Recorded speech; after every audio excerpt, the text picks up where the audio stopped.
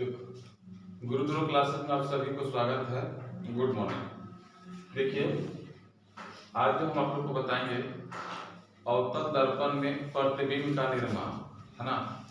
अवतल दर्पण में प्रतिबिंब का निर्माण बताना है आपको। कल इसके बारे में भी हमने कुछ बताया था कि 6 केस हैं इसका, और 6 जगह जो है वस्तु को रखा जाता है और इसका प्रतिबिंब का निर्माण अलग अलग तरीके से होता है ना। तो यहाँ पर 6 केस हमने आपको पहले ही बना ले रखे हैं कि वीडियो जो है कि लंबा ज़्यादा नहीं है, ठीक है, क्योंकि बनाने में लिखने में टाइम लगता है, इसीलिए हमने जो है इसको बना लिया है और इसके बाद इसको हम समझा देते हैं। तो देखिए, पहले ना केस 1 की बात करते हैं, है ना। तो यह केस 1 है। केस 1 में वस्तु जो है हम अनंत पर रखते हैं। कहाँ रखते हैं? अनंत पर। सबसे पहले को बता देते हैं। देखिए, यहाँ पर रफ हम कर दे रहे हैं। देखिए कि अगर यह जो है अवतल दर्पण है तो इसको बोलते हैं पोल, और इसको बोलते हैं, एक से सूचित करते हैं, इसको बोलते हैं फोकस, और इसको बोलते हैं सी यानी कि वक्रता केंद्र ना। पोल को जो हम सूचित करते हैं पी से, और यह जो है एक यानी कि फोकस है, ये आपका सी है ना। यह वक्रता केंद्र इसको बोलते हैं, ठीक है। और इधर जो है आपका अनंत है ना। तो अब देखिए, यहाँ अगर हम बात करें कि यह जो अवतल दर्पण है कौन है? अवतल दर्पण है। अवतल दर्पण जो फर्स्ट केस है, वस्तु को हम रखते हैं कहाँ? अनंत पर। अनंत पर रखें, देखिए वहां से अनंत पर रखे वस्तु से प्रकाश किरण आए, और आने के बाद जैसे कि देखिए अवतल दर्पण की परावर्तक सतह पर टकराते हैं, है ना, और टकरा करके जो है कि परावर्तित होकर के फोकस पर मिलती हुई प्रतीत होती है, और जहां पर किरणों का कटान होता है वहीं पर प्रतिबिंब का निर्माण होता है। तो प्रतिबिंब का निर्माण कहाँ हो रहा है? फोकस पर। यानी कि जब हम वस्तु को अनंत पर रखे हैं तो प्रतिबिंब का निर्माण कहाँ हो रहा है? फोकस पर हो रहा है ना। ये हो गया। अब देखिए, प्रतिबिंब की बात करें, प्रकृति कैसा है? तो प्रकृति वास्तविक और उल्टा है ना। क्या है? वास्तविक है और क्या है? उल्टा है। और देखिए, आकार की बात करें तो वस्तु से बहुत छोटा है ना। माने जब वस्तु को हम अनंत पर रखते हैं उसका प्रतिबिंब जो है फोकस पर बनता है। कहाँ बनता है? फोकस पर। अब इसका आकार जो है वस्तु से बहुत छोटा है ना। और देखो, स्थान का है फोकस पर, स्थान बता दें कि फोकस पर है ना। तो ये ध्यान रखेंगे, यानी कि प्रथम केस आपका ये हो गया कंप्लीट। दूसरा केस में आते हैं, जब हम वस्तु को अनंत पर रखते थे, इसमें हम वस्तु को अनंत और वक्रता केंद्र के बीच यानी कि सी के बीच रखते हैं। कहाँ रखते हैं? सी के बीच रखते हैं। तो यह जब प्रकाश वस्तु से आती है और अवतल दर्पण की परावर्तक सतह से टकराने के बाद परावर्तित होती है, और परावर्तित होने के बाद देखिए, तो यह देखिए सी और एफ के बीच यानी कि वक्रता केंद्र और फोकस के बीच यहाँ पर किरणों की कटान हो रही है ना। यहाँ पे किरण कटान हो रही है, यानी कि प्रतिबिंब का निर्माण हो रहा है वह सी और एफ के बीच हो रहा है। तो प्रकृति है कैसा है? तो वास्तविक है, और कैसा है? उल्टा है ना। कैसा है? वास्तविक में है और उल्टा है। और देखो, आकार की बात कर रहा तो वस्तु से छोटा है। देखिए, यहाँ वस्तु से बहुत छोटा था, अब यहाँ वस्तु से छोटा है। अवस्थान सी और एफ के बीच है ना। चलिए, ये दूसरा केस था, कंडीशन।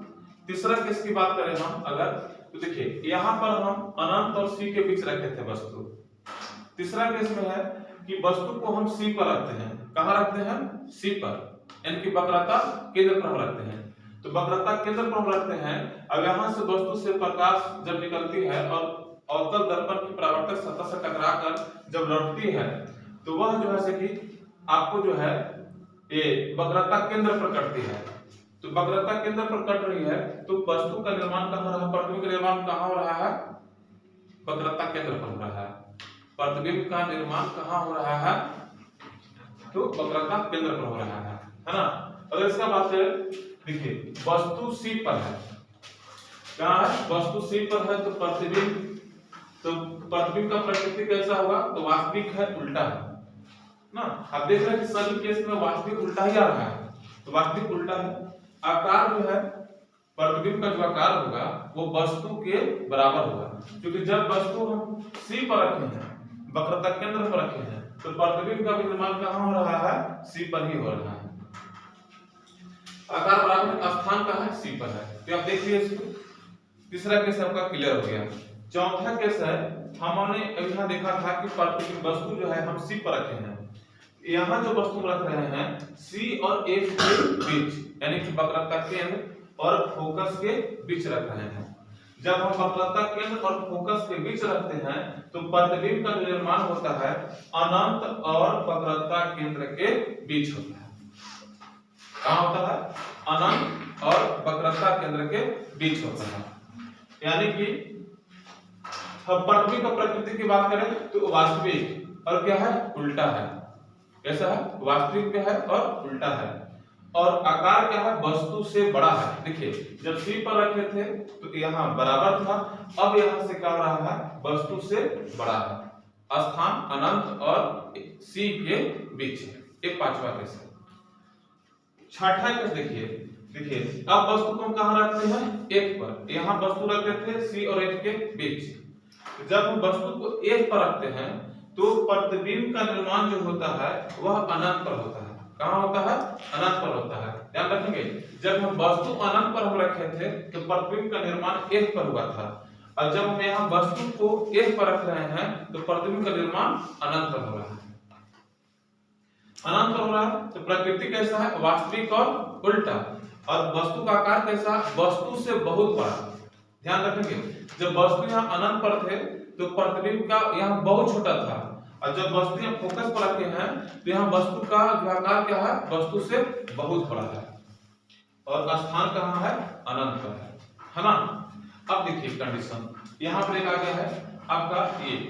अब वस्तु जो छठा केस है, यह वस्तु जो है हम रखे हैं एफ और पी के बीच, यानी कि ध्रुव और फोकस के हम बीच रखे हैं।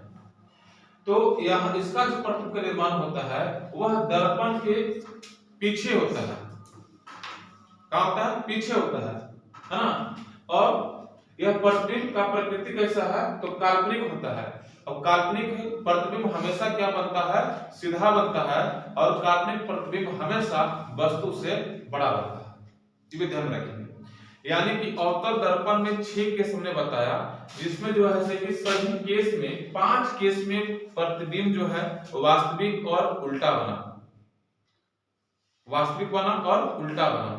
एक केस ऐसा आया छठा केस, जिसमें प्रतिबिंब जो है कि काल्पनिक बन रहा है और सीधा और दर्पण के पीछे। बाकी 5 केस इधर आप देखिए तो सभी में प्रतिबिंब किधर बना है, दर्पण के आगे बना हुआ है। ये ध्यान रखेंगे, अंतर इसमें है, बाकी इसमें कुछ सब कुछ सेम है, खाली प्रतिबिंब का आकार लेना है।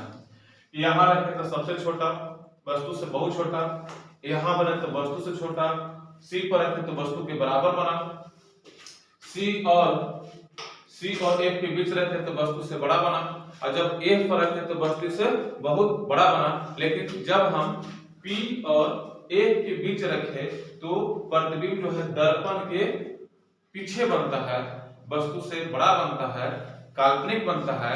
और जो प्रतिबिंब काल्पनिक बनता है वह हमेशा सीधा बनता है, और जो प्रतिबिंब वास्तविक बनता है वह हमेशा उल्टा बनता है। यानी कि यह अवतल दर्पण है। अवतल दर्पण में जो प्रतिबिंब बनता है तो वह वास्तविक बनता है, काल्पनिक भी बनता है ना, उल्टा भी बनता है, सीधा भी बनता है। वस्तु से बहुत छोटा बनता है और वस्तु से बहुत बड़ा बनता है, वस्तु के बराबर भी बनता है, वस्तु से बड़ा भी बनता है, वस्तु से छोटा भी बनता है ना। इस चीज को ध्यान में रखेंगे कि अवतल दर्पण में प्रतिबिंब का निर्माण कैसे होता है, किस वस्तु को विभिन्न जगहों पर रखें तो विभिन्न प्रकार की वस्तुओं का निर्माण होता है, प्रतिबिंब का निर्माण होता है। इसमें हमको जहां तक लगता है किसी कोई प्रॉब्लम नहीं होगा, है ना। अगर यह वीडियो आपको अच्छा लगे तो अपने भाई और बहन पर अधिक से अधिक शेयर कर सकते हैं, जिसको लाभ मिल सके, है ना, अधिक से अधिक लाभ मिल सके। और जो हमारा चैनल है गुरु Drona classes bye Manish sir, है ना, उसको आप YouTube पर आप उसको जो है से कि सब्सक्राइब भी कर लेंगे, है ना, और अगर आपको अच्छा लगे तो इसको लाइक भी कर सकते हैं, है ना, लाइक भी कर दीजिएगा। ठीक है, ठीक है।